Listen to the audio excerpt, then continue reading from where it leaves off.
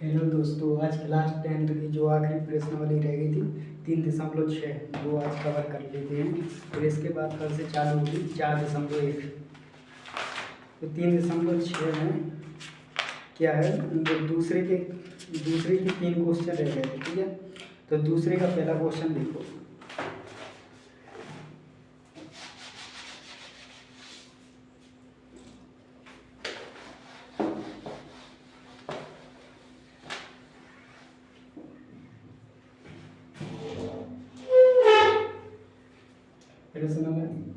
प्रश्नावली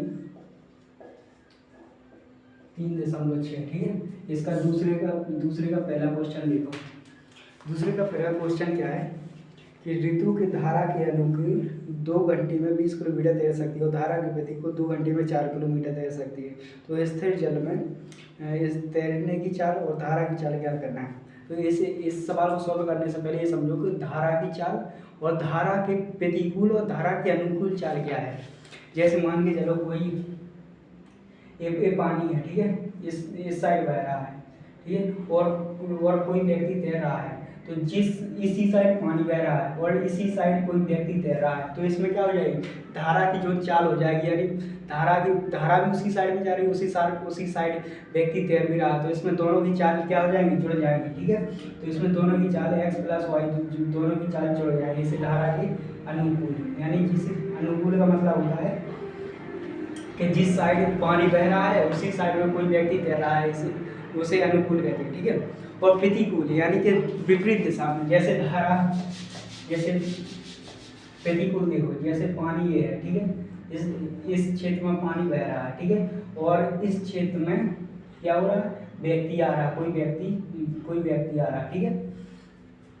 तो इसमें क्या है कि जैसे इस साइड धारा बह रही है, पानी बह रहा है, और इस साइड से आदमी आ रहा है, तो इसमें क्या है, जैसे उसी साइड पानी जा रहा है और वहां से आदमी आ रहा है, तो क्या हो जाएगी, उसकी चाल कम हो जाएगी, क्योंकि धारा के विपरीत जाएंगे अपन तो ज़्यादा फोर्स लगाना पड़ेगा, तो उससे क्या हो जाएगी, अपनी जो चाल होगी वो कम हो जाएगी। तो इसमें धारा के प्रतिकूल x - y चाल हो जाएगी, ठीक है। इतना समझो। प्रतिकूल यानी जिस साइड धारा बह रही है उसी साइड आदमी जा रहा है, तैर रहा है, तो उसमें क्या हो जाएगी, डबल चाल हो जाएगी अपनी, यानी बढ़ जाएगी, तो x + y हो जाएगी चाल, और प्रतिकूल में x - y हो जाएगी चाल, ठीक है। तो अब इसे समझो। दूसरे का पहला क्वेश्चन, इसमें देखो, ऋतु की धारा की चाल, माना कि तैरने की चाल, स्थिर जल में तैरने की चाल, यहाँ पर लिखो, माना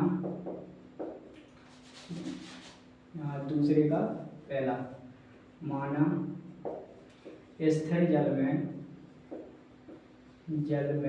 तैरने की चाल बराबर x, ठीक है, और तैरने की चाल x है, और धारा की चाल क्या मान ली, धारा की चाल बराबर y मान ली, ठीक है, किलोमीटर/आवर। चाल हमेशा किलोमीटर/आवर में लिखेंगे, कहीं पर भी लिखेंगे तो, ठीक है, ठीक है। अभी क्या कह रहा है, धारा के अनुकूल, पहले इसमें 2 परिस्थिति दे रही, धारा के प्रतिकूल और धारा के अनुकूल, ठीक है। तो पहले इसने कहा धारा के अनुकूल 2 घंटे में 21 किलोमीटर तैरती है, ठीक है, प्रश्नानुसार, ठीक है। धारा के अनुकूल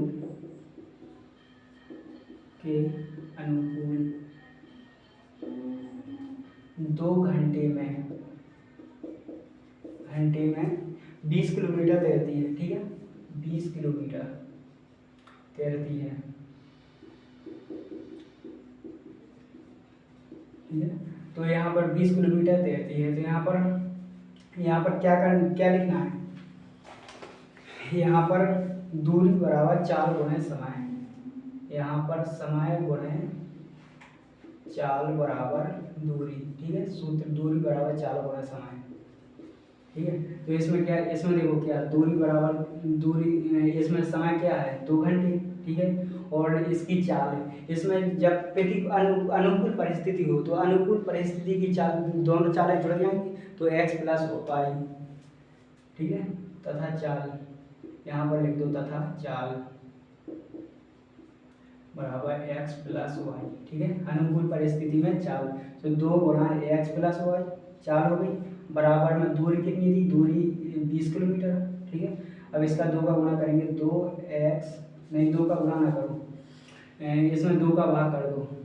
ठीक है, 2 का भाग कर दो तो x प्लस वाई बराबर 10 आएगा। ऐसे समीकरण लिख दे देंगे। ठीक है, अब धारा की प्रतिकूल परिस्थिति में, ठीक है, तो पुनः प्रश्नानुसार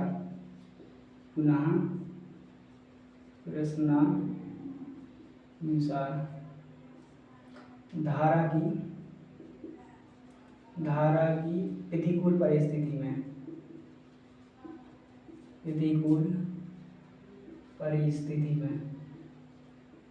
अब प्रतिकूल परिस्थिति मतलब जहाँ धारा बह रही है उसके प्रतिकूल कोई व्यक्ति तैर रहा है, तो इसमें क्या हो जाएगी, दोनों की चालें घट जाएंगी। ठीक है, धारा की प्रतिकूल परिस्थिति में क्या है, 2 घंटे में 4 किलोमीटर तैरती है, 2 घंटे में 4 किलोमीटर तैरती है। ठीक है, तो चाल बराबर है, इसमें चाल क्या है, x माइनस वाई हो जाएगी, क्योंकि प्रतिकूल परिस्थिति यानी कि धारा बह कहीं गई और आदमी तैर कहीं से रहा, तो इसमें क्या हो जाएगी, ज़्यादा बल लगेगा तो अपने आप चाल क्या हो जाएगी, घट जाएगी, व्यक्ति की चाल घट जाएगी, तैरने वाले की। ठीक है, तो अब इसमें भी यही सूत्र लगा दो, समय तब समय बराबर, समय कितना है, समय इसमें 2 घंटे। ठीक है, इसकी चाल x माइनस वाई हो जाएगी, बराबर कितना आ जाएगा, 4 किलोमीटर तय करता है। ठीक है, अब इसमें भी 2 का भाग कर दो, तो x माइनस वाई बराबर 2। ऐसे समीकरण क्या डाल दो,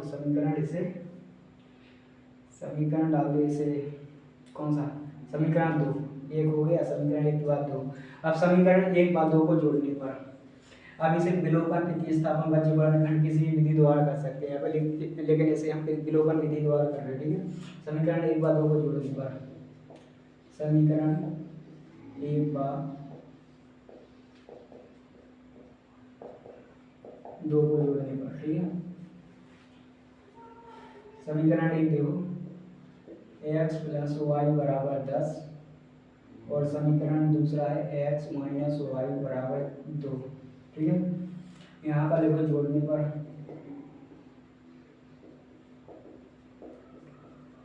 यहाँ पर जोड़ दो, क्या जो जोड़ेंगे तब इसमें कोई चिन्ह का परिवर्तन नहीं हुआ, केवल घटाने पर भी चिन्ह का परिवर्तन होता है। तो यहाँ पर y से y कट गए, 2x 2x बराबर 12, तो x बराबर कितना है, 6 आ गया। अब x का मान समीकरण 1 में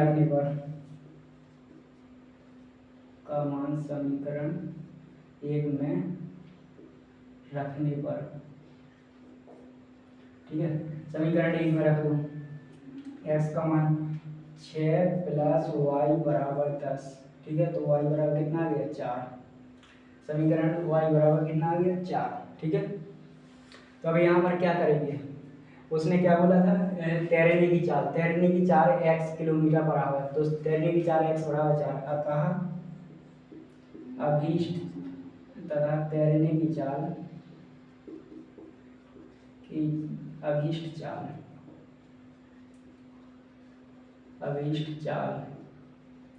x बराबर 6 किलोमीटर पर आवर। ठीक है, और धारा की चाल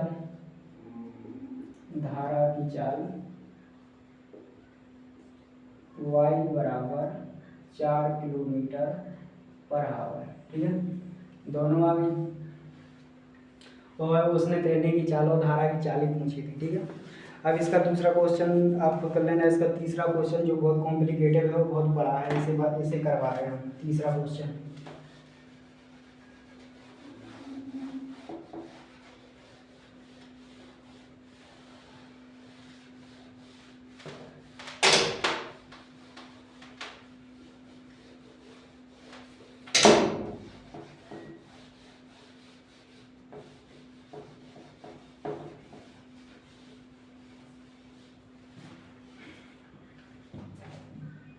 तीसरा क्वेश्चन क्या कह रहा है, इसमें रेलगाड़ी की चाल और बस की चाल ज्ञात करनी है। यानी रोज 300 किलोमीटर दूरी पर स्थित अपने घर को जाने के लिए कुल दूरी रेलगाड़ी और बस द्वारा अलग अलग तय करती है। ठीक है, यदि 60 किलोमीटर रेलगाड़ी से और शेष बस द्वारा यात्रा करती है तो 4 घंटे का समय लगती है, और 100 किलोमीटर रेलगाड़ी तथा शेष बस से यात्रा करें तो 10 मिनट अधिक लगते हैं, यानी कि 4 घंटा और 10 मिनट लगते हैं इसमें। तो रेलगाड़ी की चाल और बस की चाल ज्ञात करना है। तो यहाँ पर सबसे पहले लिखेंगे हम माना रेलगाड़ी की चाल, गाड़ी की चाल बराबर x किलोमीटर पर आवर है। ठीक है, और बस की चाल बराबर y किलोमीटर पर आवर। ठीक है, रेलगाड़ी की चाल और बस की चाल अलग अलग निकल आ गई, इन्हें अलग अलग मान ली। ठीक है, निकले नियम मान लिया। अब इसमें दो शर्तें इसमें भी दी, हमेशा दो समीकरण बनाने के लिए दो शर्तें हर सवाल में मिलेंगी। इसमें देखो 300 की कुल दूरी, पहले दोनों की दूरी, कुल दूरी लिख लो। इसमें कुल दूरी क्या है, 100 किलोमीटर। अब देखो प्रश्न अनुसार जब 60 किलोमीटर रेलगाड़ी से तथा, अब यहाँ पर देखो प्रश्न अनुसार, अब प्रश्न के अनुसार जो प्रश्न कह रहा है, जब 60 किलोमीटर रेलगाड़ी से तथा शेष यानी कितनी 300 थी, 100 किलोमीटर में 300 किलोमीटर थी कुल दूरी। ठीक है, तथा शेष यानी 300 माइनस 60 बराबर 240 बस द्वारा तय करें तब लगा कुल समय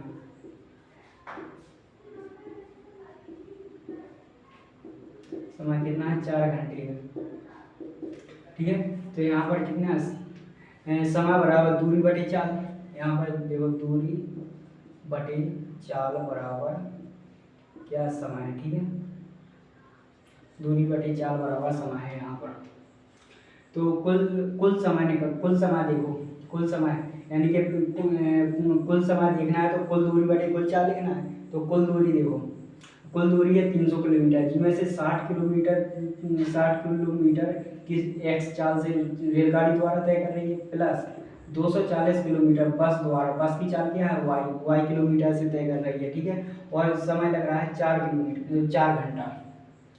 ठीक है, यानी 60 बटे x प्लस 240 बटे y क्यों लिखा, 60 बटे इसमें क्या पूछा उसने कुल समय बताया, तो हमें कुल समय निकालने के लिए कुल दूरी बटे कुल चाल की करनी पड़ेगी।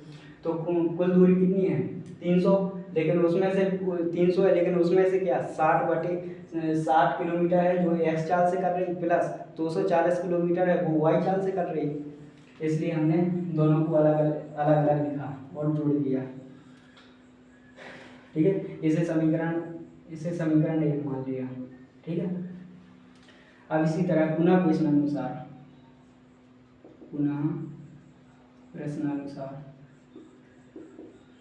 ठीक है, पुनः प्रश्नानुसार करेंगे। जब 100 किलोमीटर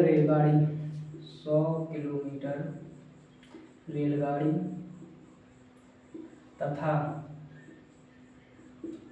तथा शेष 300 माइनस 100 बराबर 200 किलोमीटर बस द्वारा तय करें।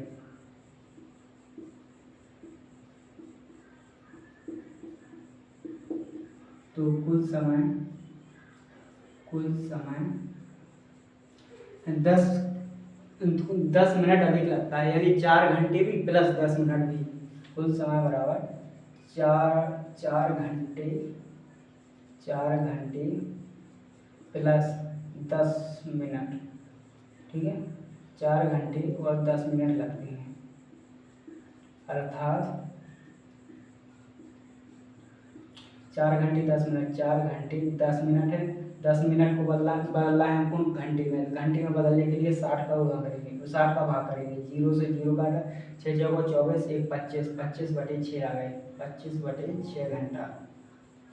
मिनट को यहाँ पर घंटे में बस बदला है। ठीक है, ठीक है। अब आपको आप करेंगे कुल दूरी बटे कुल समय। कुल दूरी कितनी है? 100 किलोमीटर चल रही है एक्स चाल से, प्लस 200 किलोमीटर चल रही है वाई चाल से, बराबर इसमें 25/6। ठीक है, तो यहाँ पर 25 का इसमें भाग करो और 6 का गुणा करो। तो 25 चौको 6, 6 चौको 24, 24/x प्लस 48/y बराबर 1। ठीक है, इसे समीकरण डाल दिया दूसरा। अब समीकरण एक बातों को हल करना है केवल, जैसे हमने और सवालों को, पिछले सवालों को हल किया उसी तरह इसे समीकरण एक बातों को हल कर लेना है। ठीक है, ठीक है, हम हल करके भी बता रहे हैं इसका। समीकरण एक में क्या है? यहाँ पर 1/x बराबर माना, यहाँ फिर से माना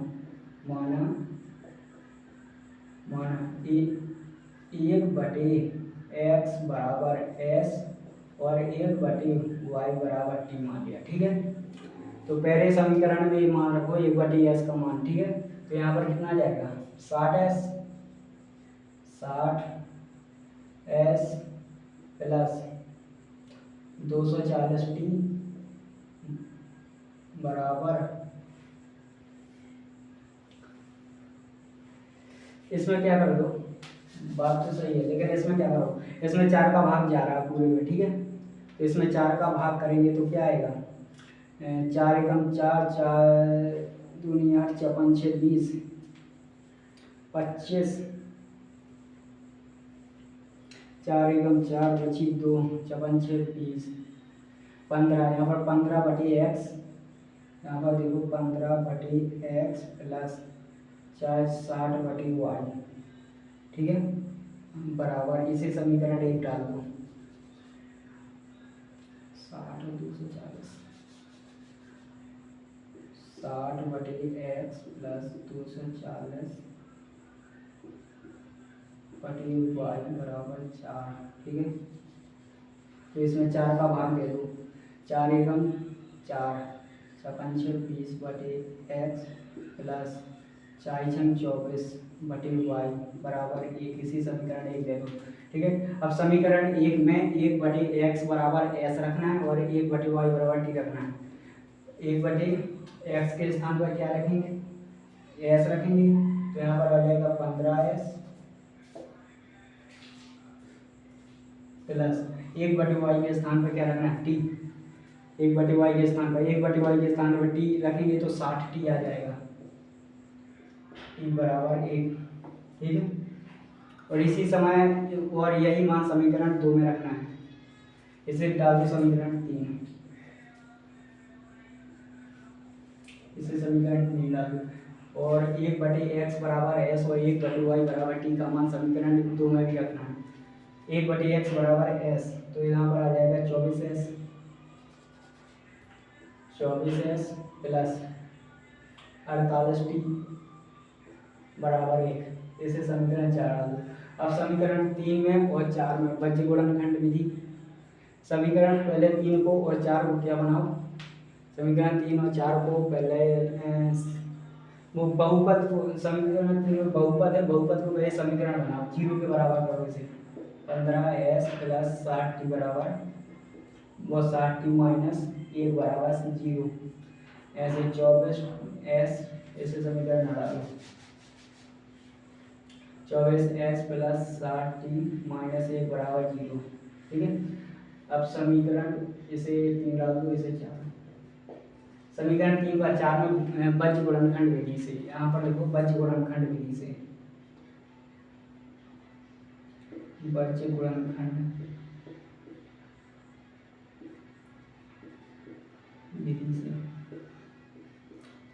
वज्र गुणनखंड विधि से कर रहे हैं इस सवाल को। हम हर सवाल को विलोपन विधि से करते थे और प्रतिस्थापन विधि से, लेकिन इस सवाल को एक बार वज्र गुणनखंड विधि से भी देखते हैं। ठीक है, तो इसमें क्या है, हमने बताया था कि सबसे पहले दूसरे पद के केवल अंकों को लिखते हैं।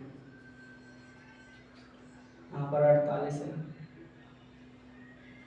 ठीक है, तो दूसरे पद को लिखते हैं सबसे पहले। तो यहाँ पर 60/48, 60 नीचे 48 -1 फिर 15/24 फिर 60/48।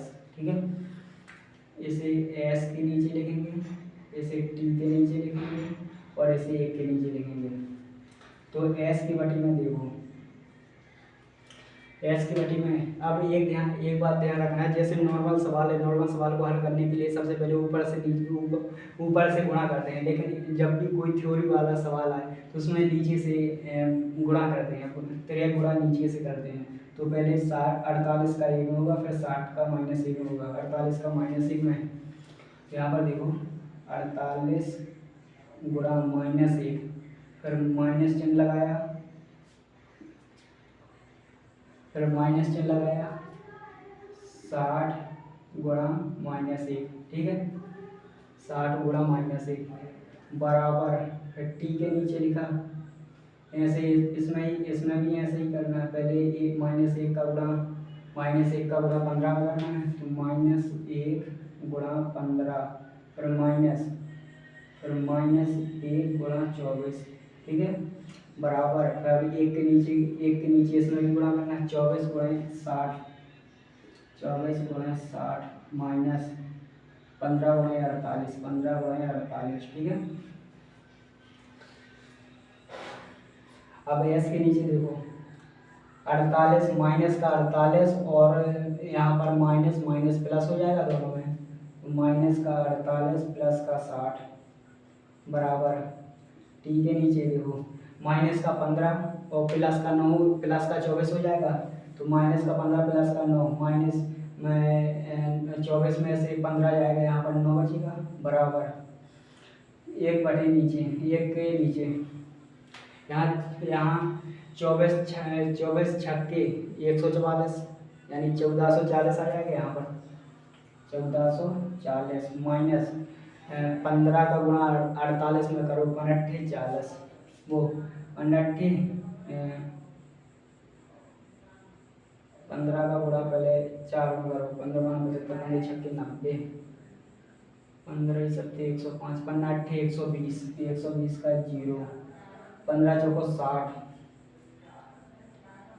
15 चौको 60 और 20 72, यानी 720। ठीक है, अब इसे घटाएंगे, यहाँ पर एक बार सीधा सीधा लिख लो, -15 प्लस 24। ठीक है, अब इसे घटाओ, एस के बटे में कितना बचा, 12। ठीक है, 12 बचा, बराबर टी के बटे में 9 बचा, फिर बराबर 1 के बटे में कितना बचा, 1440 में से 720 गई, कितना बचा, 720। ठीक है, अब एक बार एस बटे 12 को 1/772 के बराबर करेंगे, और फिर दूसरी बार टी बटे 9 को बराबर करेंगे 1/720 को। ठीक है, 720 के बराबर। तो अब देखो यहाँ पर ये वाला सवाल हम यहाँ पर साफ कर रहे हैं।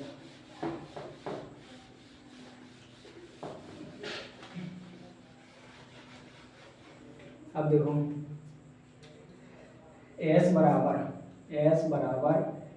नहीं, एस बटे 12 बराबर 1/72। ठीक है, तो एस बराबर 1/60। ठीक है, 12 कम 12, 22 72 0। ठीक है, 1/60 और टी बटे 9 को बराबर करेंगे 1/72। ठीक है, तो 9 से कटा 9 8 72 0। ठीक है, तो टी बराबर कितना आ गया, यहाँ पर लिख दो, टी बराबर 1/80। अब एस का मान और टी का मान निकाला के आ गया, लेकिन हमने क्या एस को क्या माना था, एस को माना था 1/x। ठीक है, यहाँ पर देखो एस को माना था 1/x। ठीक है, तो 1/x के बराबर 1/x के बराबर क्या लिखेंगे, 1/60। 1/x के बराबर लिखेंगे 1/60। यहाँ पर कितना x बराबर कितना आ जाएगा 60 तथा 1/y की बराबर क्या माना था t माना था। तो t का मान क्या है, t का मान 1/80। यहाँ पर 1/80 लिख दो बराबर y बराबर कितना आ गया 80 आ गया। अतः रेलगाड़ी की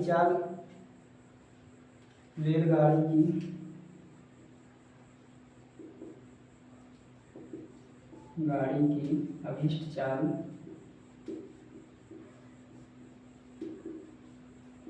x बराबर 60 किलोमीटर/आवर और बस की चाल